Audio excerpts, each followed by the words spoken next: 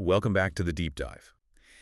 Today, we are tackling a subject that is, well, it's literally all around us right this second. Unless you're listening to this in, I don't know, the middle of a pristine forest, in which case, lucky you, you're likely sitting in, standing on, or moving through the built environment. It's the background noise of our lives. Yeah. The thing we're so immersed in that we rarely even stop to analyze it. We really don't. I mean, we argue about politics, we stress about the economy, we obsess over the latest tech gadget, but we rarely stop and ask, why does my suite look the way it does? Or why does that specific office building make me feel completely drained at 3:00 p.m. every day? Right. But when I was going through the stack for this deep dive, one statistic just, it completely recalibrated my sense of urgency here. I have a feeling I know which one you're looking at. It's the big one, isn't it? It's the big one from the UN Global Status Report.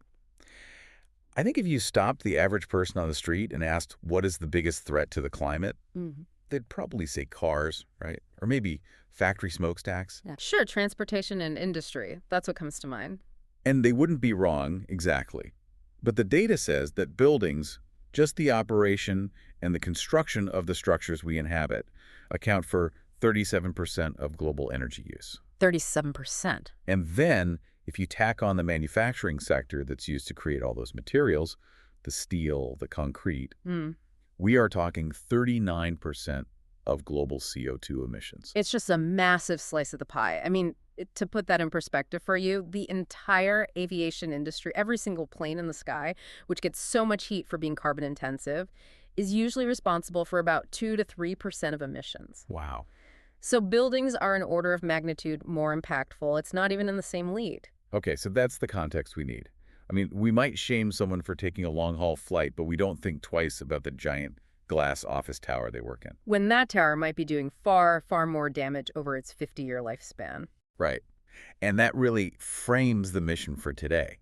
We aren't just talking about architecture in the sense of, is this building pretty? We're talking about the city as an organism. I like that framing. An organism, how it consumes energy, how it grows, how it breathes, how it moves people around, and ultimately how it survives or doesn't. The city as organism. I like that. And to dissect this organism, we've got a stack of research that really breaks it down into 4 distinct but interconnected systems.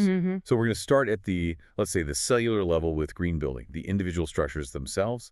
Then we're going to zoom out to the tissue level, which is smart growth, basically, how we arrange those structures. And then from there, the circulatory system, which is transit-oriented development, or TOD, that's how we connect everything. And finally, the brain, the master strategy behind it all, urban planning. Or sometimes the lack of a master strategy. Yeah, that too. I used to hear the phrase urban planning and my eyes would just glaze over. I immediately zoned out. I pictured like a bunch of bureaucrats in a basement arguing about zoning laws and fence heights. Sure, setbacks and floor area ratios, it sounds incredibly dry. It does. But looking at the history here, from, Baron Haussmann in Paris to Jane Jacobs in New York, it's actually incredibly dramatic. It's a power struggle. It's a fight over how we live, who gets to live where, and what our daily lives feel like. It is absolutely high stakes, and the shift we're seeing in the literature right now is just fascinating. For a long time, we were in what you could call a prescriptive era. What do you mean by that? It was all about just following a code. The rule book said, you must use this much concrete, you must have a window of this size here. It was a checklist. Now, the entire conversation is shifting to a performance era. We're asking different questions, not did you follow the rules, but how does this building actually perform? Does it generate its own power? Does it clean its own air? Does it actually make the people inside healthier and more productive? So from following rules to measuring results. Precisely. Okay, so let's start at that micro level then, the green building revolution. And I want to challenge a mental image that I think a lot of us have. When I picture a green building, my mind used to go to like a yurt or maybe a hobbit hole. Something very earthy, right? Yeah. Cob walls, straw bales, that kind of thing. Exactly, something low tech. But then on the other hand, I also picture the classic city of the future, the sci-fi version. And that is always sleek, it's silver, and it's completely covered in glass. The crystalline tower. Right. But the research we looked at suggests that our obsession with the glass skyscraper might be one of our single biggest environmental mistakes. It's what some are calling the glass skyscraper paradox. And to really get it, you have to go back a little bit to the modernists. Think about someone like Mies van der Rohe in the 1920s. He drew these incredible sketches of what he called skin and bones architecture. Zero glass skins. Yeah, these crystalline towers. And at the time, it was revolutionary. It represented transparency, openness, democracy, lightness. It was the complete opposite of a heavy stone castle. And let's be honest, it looked cool. It looked incredible. It still does, but technologically, it was a disaster just waiting to happen. The problem is physics. Glass, even the best, most advanced glass today, is a terrible insulator compared to a properly insulated, opaque wall. Okay. In the industry, we measure insulation by its R value.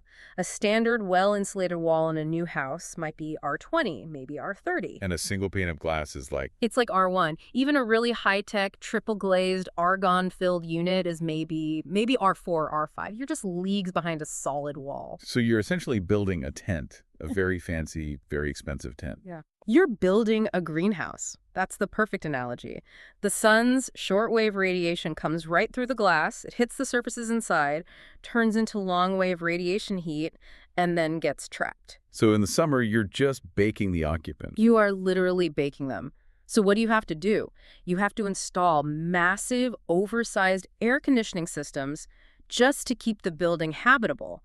You're fighting the architecture with mechanical brute force 24/7. There's that famous example from London, right? The walkie-talkie building. Oh, yes, the skyscraper that melts cars. Yeah, it has this curved glass facade that acted like a magnifying glass. It focused the sun's rays so intensely that it melted parts of a Jaguar that was parked on the street below. Exactly. And, that's the most extreme headline-grabbing version, but every all-glass tower is doing a less dramatic version of that thermally. It's just a constant heat trap. Which is why the sources mentioned that some energy experts, and even, I think it was Mayor de Blasio in New York a few years back, started floating the idea of banning all-glass skyscrapers. They did, or at least demanding that they meet such high-performance standards for energy use that the all-glass look becomes functionally impossible.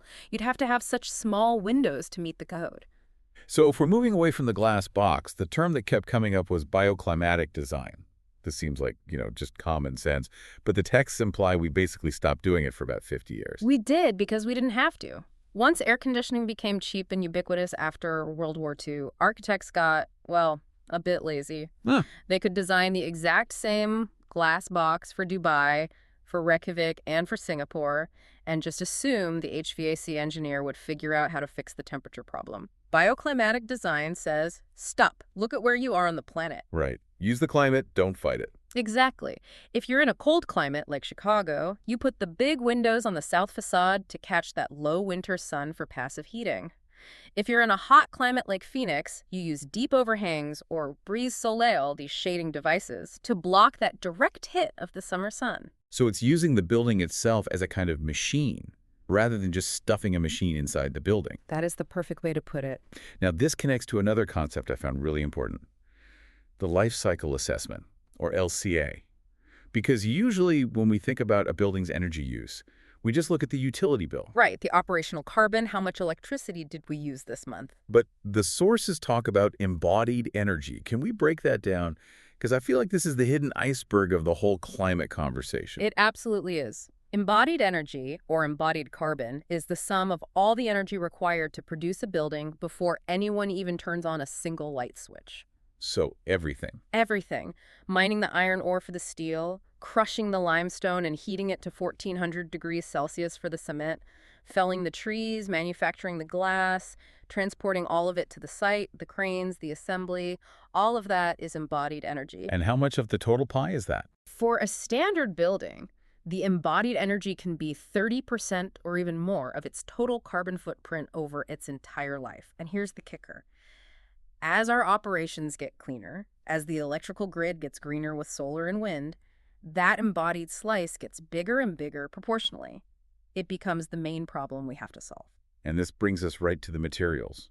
If concrete and steel are these, carbon bombs, and they are, I think I read that cement production alone is something like 8% of all global CO2. It's huge. If the cement industry were a country, it would be the third largest emitter in the world behind China and the U.S. That's insane. So if that's the problem, what's the alternative? The source stack points to something that sounds almost archaic. Wood. Mass timber. Right. But I have to play the skeptic here immediately.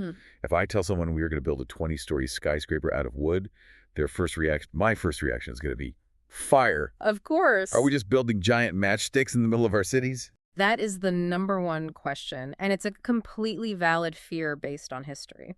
We all know about the Great Fire of London or the Great Chicago Fire, but mass timber, and specifically a product called cross-laminated timber or CLT, is a totally different beast from the little 2x4s in the walls of your house. So how is it different?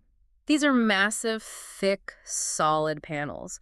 They're made by taking layers of lumber and gluing them together at perpendicular 90-degree angles. You end up with a solid block of wood that's incredibly strong and stable. How does it handle fire? Yeah. I'm still stuck on that. It's all about physics. Think about what happens if you try to light a giant log with a single match. It won't catch. Now, when a massive block of wood, like a CLT panel, is exposed to intense fire, the outer layer chars. Okay. That charcoal layer that forms actually acts as an insulator. It's a protective coating that protects the structural core of the wood from the heat. So the building maintains its structural integrity for a very long time, often longer than steel. Wait, longer than steel? That seems completely counterintuitive. It is, but it's true. Steel doesn't burn, but when it gets hot enough, it loses its strength, it gets soft, it turns into spaghetti, it buckles, and the building collapses. The wood in a mass timber building chars at a slow, predictable rate, but it stays standing. So it fails more gracefully, I guess. In a way, yes. And because of all this testing, building codes are finally changing. We're seeing buildings pop up like the Mistornet in Norway, which is an 18-story timber tower. It's a hotel. It has apartments, offices. And the environmental benefit here is, what, a double whammy? It really is. First, you are avoiding all the massive carbon emissions from manufacturing concrete and steel. That's a huge win. But second, the tree itself sequestered carbon from the atmosphere while it was growing, and now you are locking that carbon into the building's frame for 100 years. So the building itself is a carbon vault. Exactly. It's a form of carbon storage. But let's be realistic. We aren't going to stop using concrete overnight. I mean, it's everywhere. The sources mentioned some pretty wild innovations, though, like self-healing concrete. This sounds like something out of a sci-fi movie.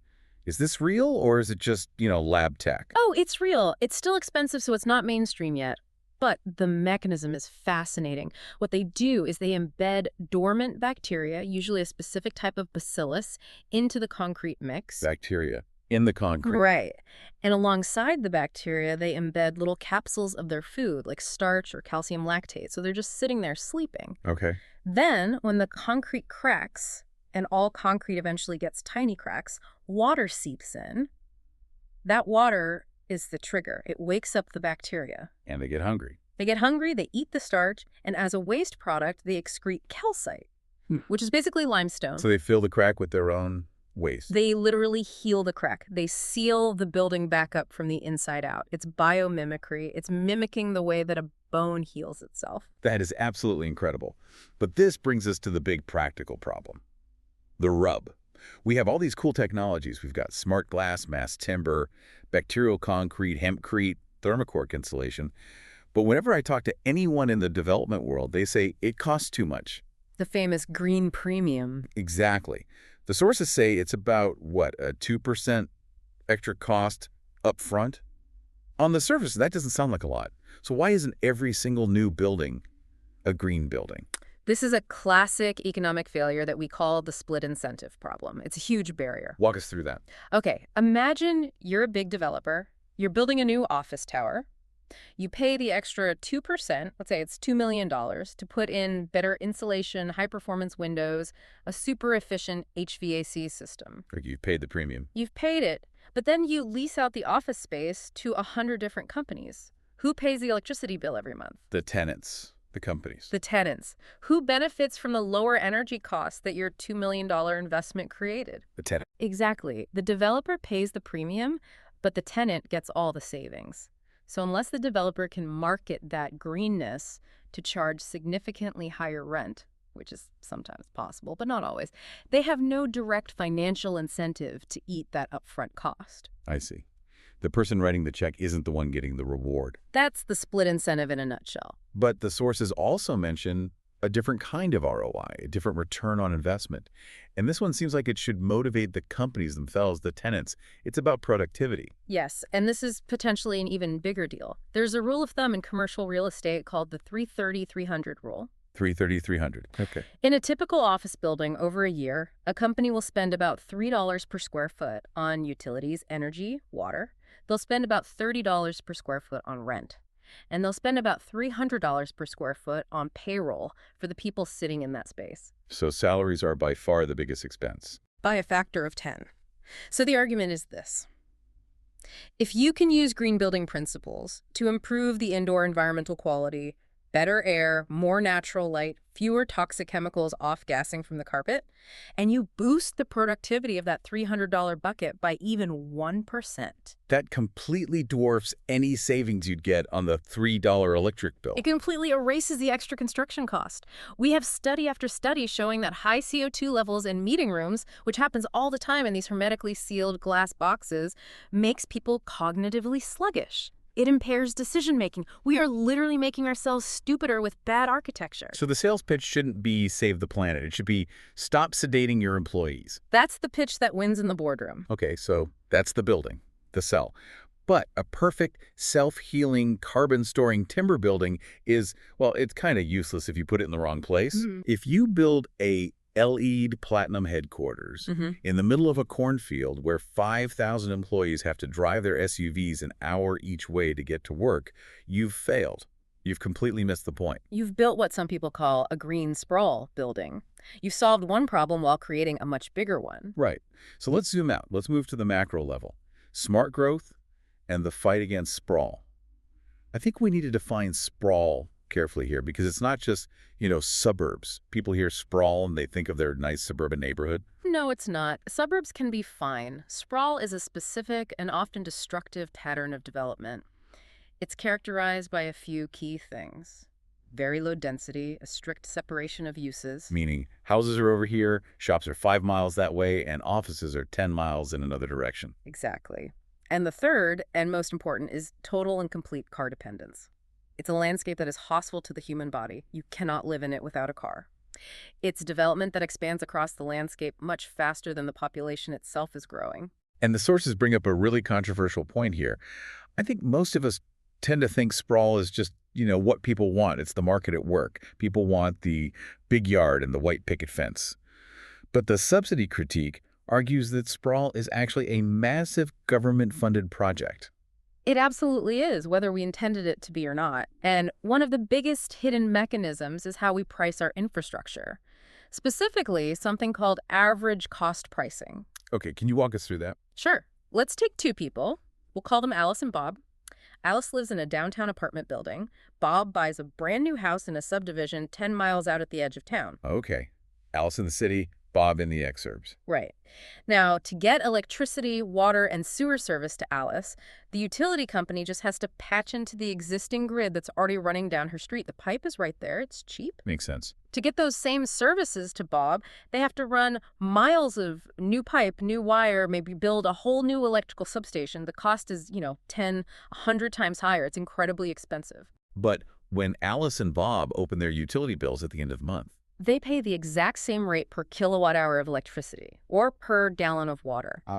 Alice and all her dense urban neighbors are effectively overpaying to subsidize the massive infrastructure cost of Bob's sprawling lifestyle.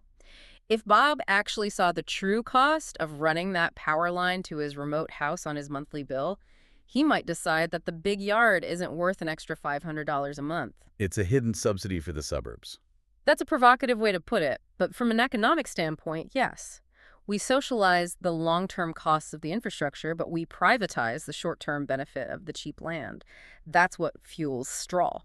So smart growth is the antidote to this. And when you boil it all down, the core principle seems to be mixed use. Right. It's about breaking the model of what's called Euclidean zoning. Euclidean, like the geometry. Exactly. It was named after a Supreme Court case involving the town of Euclid, Ohio, back in the 1920s.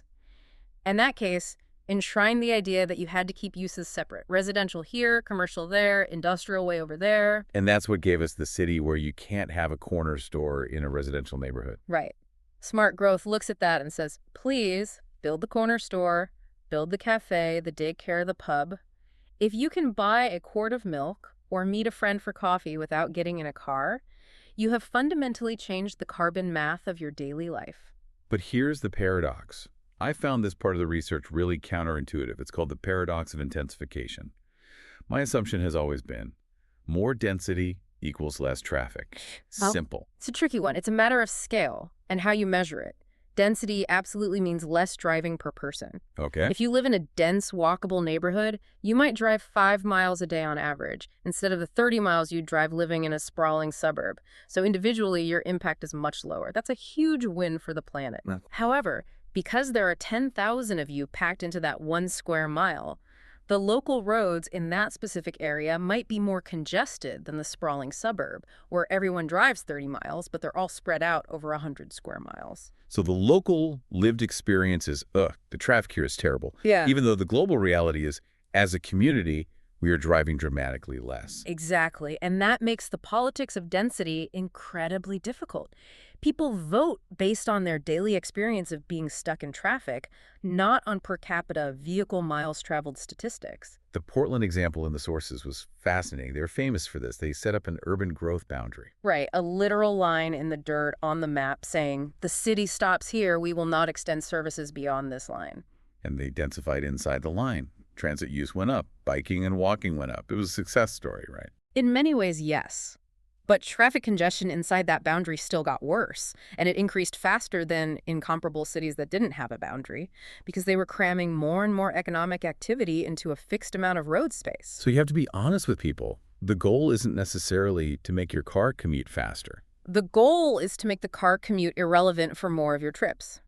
If you are still trying to live a car-dependent life in a smart growth city, you are going to be miserable. The design is trying to send you a message. And that message is, get out of the car. Get out of the car. Which segues perfectly to our third pillar. Yeah. If we're getting people out of their cars, where are we expecting them to go? That's transit-oriented development, or TOD. The circulatory system of our city organism. And the golden rule here that I saw over and over again is the walkshed.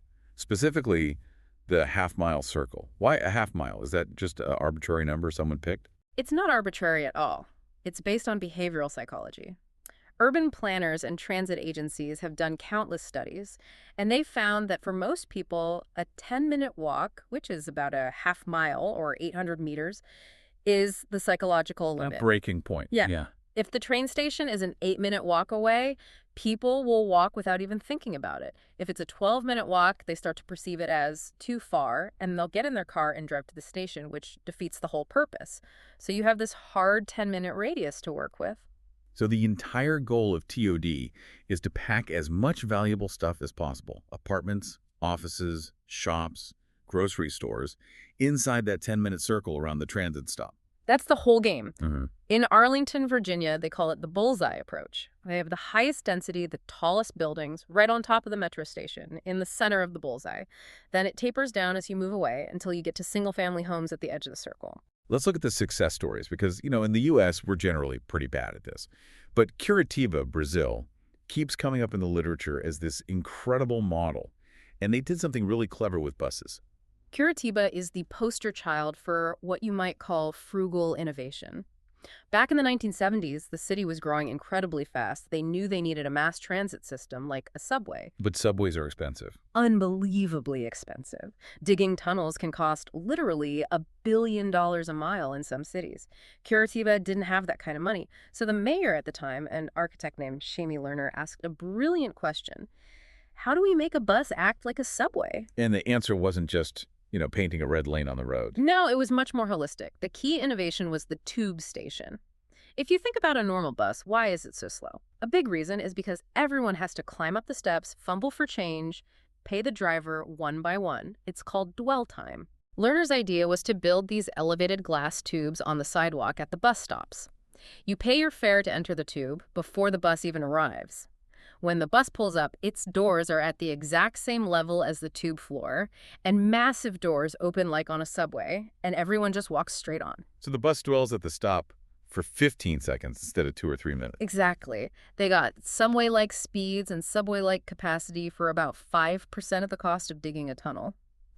And then, and this is the crucial part, they used their planning power to zone for high-density skyscrapers strictly along those dedicated bus corridors.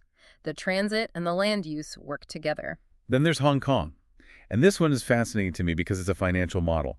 The MTR, their transit system, makes a profit, a huge profit.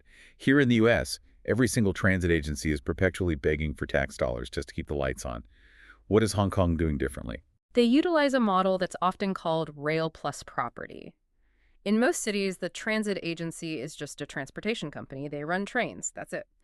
In Hong Kong, the MTR is also one of the biggest real estate developers in the city. How does that work? Well, because the government owns almost all the land, when they decide to build a new subway line, they give the MTR the development rights for the land on top of and around the new stations. So the MTR builds the station underground, and then they also build the 50-story condo tower and the shopping mall right on top of it. Exactly. And they sell those condos, or they lease out the mall space for a massive profit.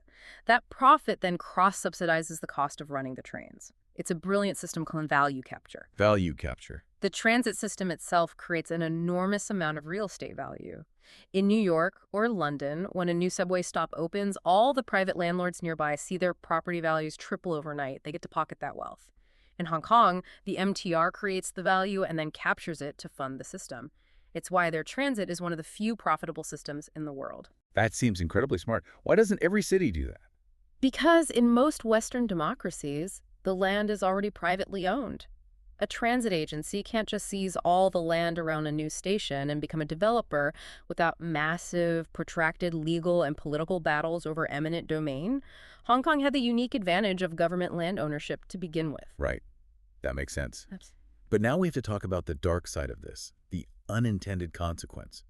Because when you build these beautiful, walkable, transit-connected, desirable neighborhoods, Rich people want to live there. the G word, gentrification. It's the central challenge of urban improvement today. And specifically, the sources call it transit-induced gentrification.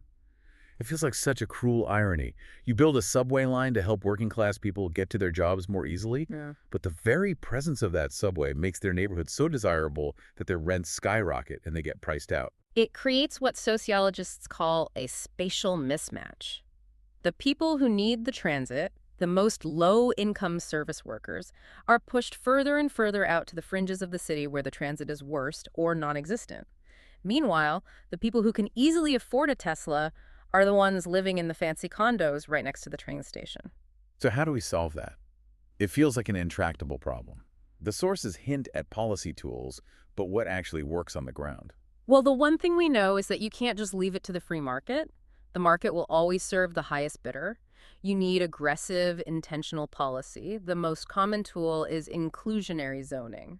Which means what exactly? It means if a developer wants to build that new luxury TOD tower, the city says, great. But as a condition of approval, 20% or 30% of the units in your building must be set aside and rented at permanently affordable rates. Not just affordable for the first year and then it goes to market rate. Permanently, deed restricted. Other tools include things like community land trusts, where a nonprofit organization owns the land under the housing to ensure it stays cheap forever. But the key is you have to bake equity into the plan from day one. If you wait until after the neighborhood is already gentrified, it's too late. This brings us perfectly to the final overarching layer, the brain of the operation, urban planning, the master strategy.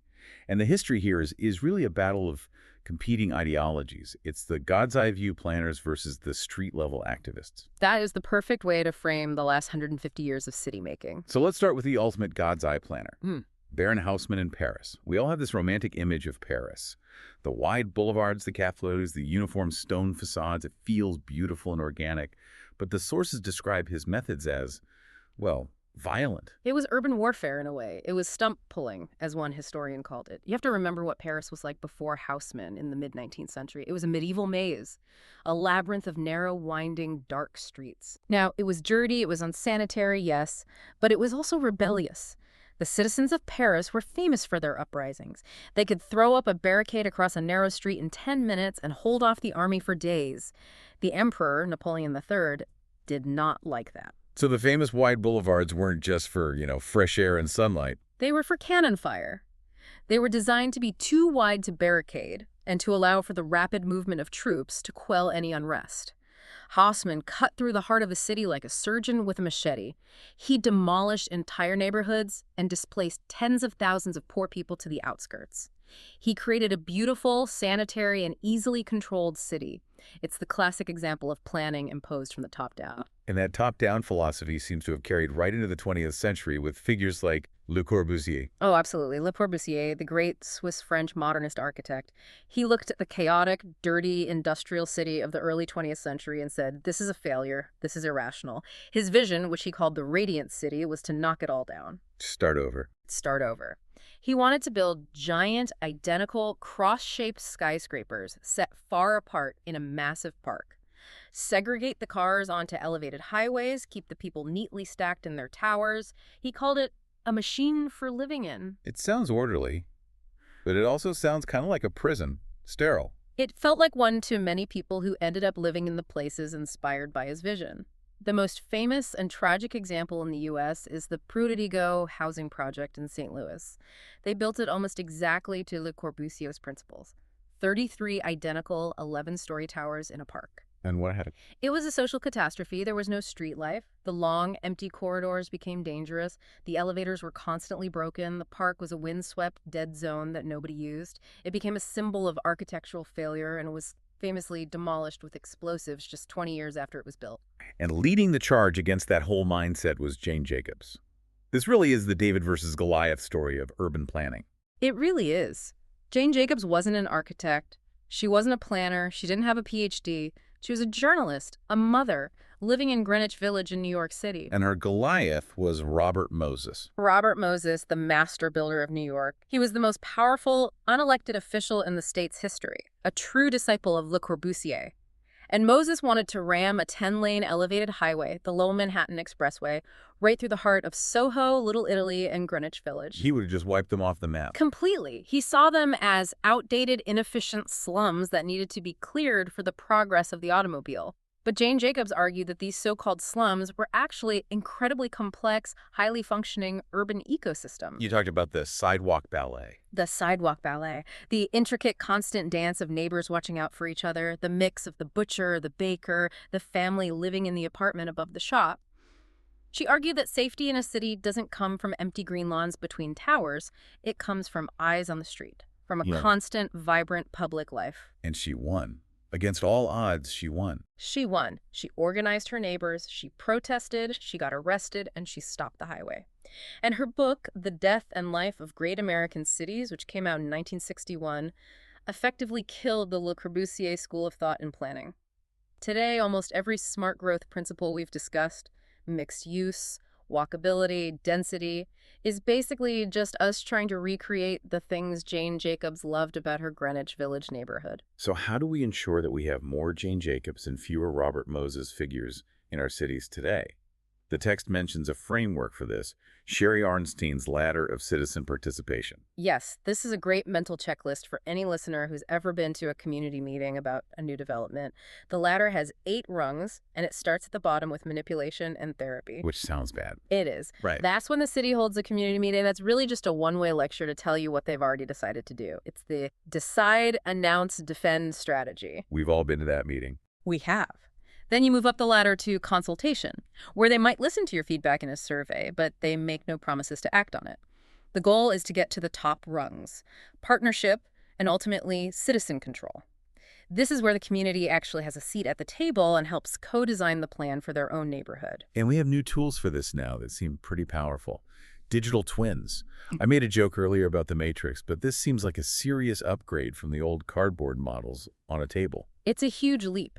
A digital twin is an incredibly detailed, data-rich virtual replica of the entire city, fed by real-time data from thousands of sensors. So real traffic data, energy usage from buildings, wind patterns. All of it. Planners can then use this model to run simulations. What happens if we rezone this block for a 40-story tower? What does that do to traffic at 5 p.m.? Does it create a wind tunnel at street level? Does it cast a shadow over the nearby elementary school playground? So you can fail in the simulator instead of failing in real life, which costs billions of dollars and ruins people's lives. Exactly. And you can make it accessible to the public. You can show the community, look, here is exactly what the shadow from this proposed building will look like on your apartment on June 21st at 4 p.m. It brings real data to what are often very emotional arguments. So we've done it. We've synthesized the building, the neighborhood, the transit, and the master plan. But I want to end on a kind of philosophical note that came up in the conclusion of the source stack. We always seem to be looking for the next high-tech fix for our problems. Smart windows, AI-driven traffic lights, drone deliveries. But the expert commentary suggests the future of the city is the past. That is the central irony of all of this research, isn't it? We spend billions and billions of dollars developing these incredible new technologies, but the most energy efficient, sustainable, and often the most beloved neighborhoods in the world, they look a lot like the ones we built in 1900. Walkable, medium density, built with local materials like wood and brick. With passive cooling from courtyards and windows that actually open. I mean, this 15-minute city concept that everyone is buzzing about now as if it's some radical new idea that was just called a city before 1950. We're effectively spending trillions of dollars to reverse engineer the common sense that we lost when we fell head over heels in love with the automobile. That's a very humbling thought. We don't necessarily need a technological miracle. We just need to remember how we used to live. There's a phrase I think is useful. Location is carbon. Say that again? Location is carbon. Location is carbon. You can change all your light bulbs to LEDs. You can recycle every plastic bottle you use. You can buy an electric car. And those are good things. But the single biggest environmental decision any of us makes is where we choose to live. If you choose to live in a big, drafty house 20 miles away from your job, you have baked in a massive carbon footprint for yourself that no amount of recycling can ever fix. If you choose to live in a smaller apartment that's a 10-minute walk from the subway and the grocery store, you've done 90% of the work before you even get out of bed in the morning. That really puts the ball firmly in the listener's court. It's not just about what the city planners decide to do. It's about the market signals we all send with our rent and our mortgage checks. Absolutely. We vote with our feet. This has been a massive topic, but I feel like I see my own street completely differently now. I'm looking for the thermal leaks in the buildings. I'm looking for the density or lack thereof. I'm looking for the eyes on the street. Once you see the city as an organism, you can't unsee it. Thank you for guiding us through the blueprint. This has been fascinating. It was my pleasure. And to our listeners, thanks for taking the deep dive. Next time you're out, go for a walk in your neighborhood and ask yourself, is this a machine or is it a habitat? We'll see you next time.